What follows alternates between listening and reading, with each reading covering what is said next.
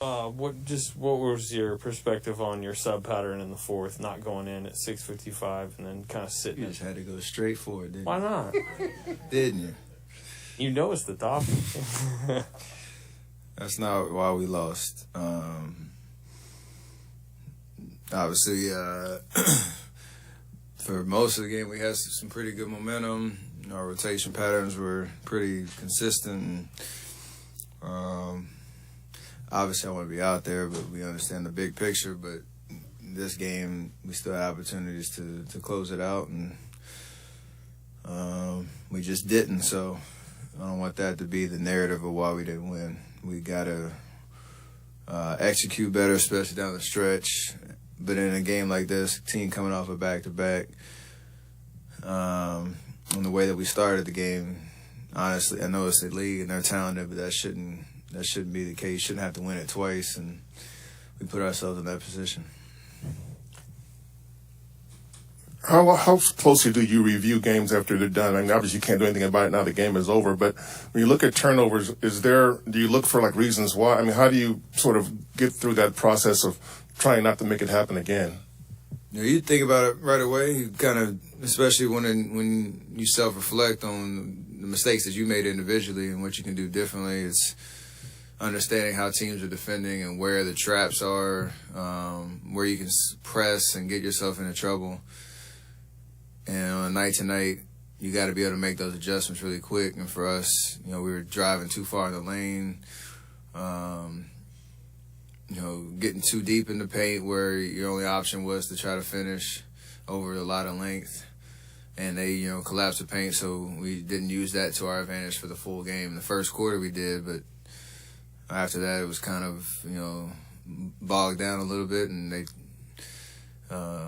they used our length to their advantage. So for us, we have to be able to make those adjustments on the fly, and we didn't. Steph, how would you, analyze your fourth quarter? You haven't scored in a few games.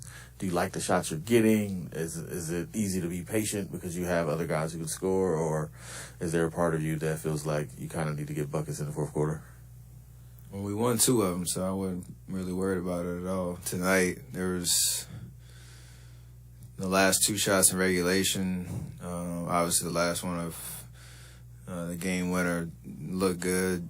Those are 2 shots I'd take every day of the week. Overtime, I think I pressed a little bit. Maybe settle in a little bit, especially when I didn't have it going from 3 and not, get into the paint, getting my, runners off or getting the ball moving. A little critical of myself on those last 3 shots, but, with the way teams guard, I got to be able to be a threat. And I don't know how many field goal attempts I got over the last 3 games. Didn't seem like a lot, but we're, what's that, over 3 games? So, a lot of that's just how the teams are defending, and we can get a lot of good shots. And we were obviously, turning those into wins. Tonight it didn't, so obviously that's going to be something I look at in terms of how I can help down the stretch, but I'm not worried about that. Acknowledging that minutes are not why, so your substitution is not why you guys lost this game. There's been a couple of post-game comments with Steve where he said, we're talking about Steph's substitution patterns. We want to preserve him for the long game. Have you guys had that conversation to start the season about what the long-term plan is and how many minutes a game is a target for you? It's always been in that 34 range.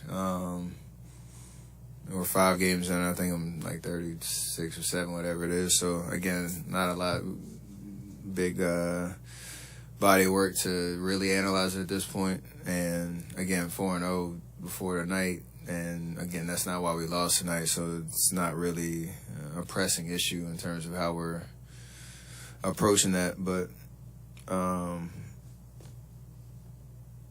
just, being available, knowing my body feels good, and the minutes that I'm playing, I feel like I'm pretty locked in and fresh out there, so there's no real concern right now.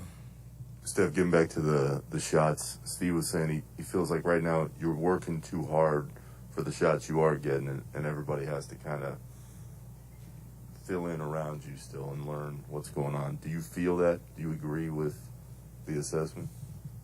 Well, OKC game we got, only shot 14 times and we got great shots, so we figured it out in that scenario. Tonight, the turnovers in the second half took a lot of those possessions away, and then we didn't really force them to guard multiple, actions. So if, I'm coming down for pick and roll and my shot's not falling, you play right into their hands. Obviously, I'm going to shoot a lot of those, but for the course of a game, I feel like what he's kind of talking about is just trusting that even if I get a lot of attention, that we're going to create good shots and everybody's going to have an opportunity to impact the game. You just obviously can't have 22 turnovers and do that, especially the way that we have to create those shots. So it's tough when you lose. You realize you got to start nitpicking pretty quickly. And it's good because we have high expectations for the season. We'll see how we bounce back. Part of the reason your sub patterns are a topic is because last year you guys weren't good when you sat. Yeah, I think you're like minus 168, something like that. Hadn't really been an issue early this season, but tonight minus 15 when you sat. How much does that need to be solved? When you sit, that you guys at least survive. I mean, the second year it takes a lot of pride, and there's a conversation after the game about correcting mistakes and understanding that over the course of 82, everybody's going to have an impact on us winning at a high level.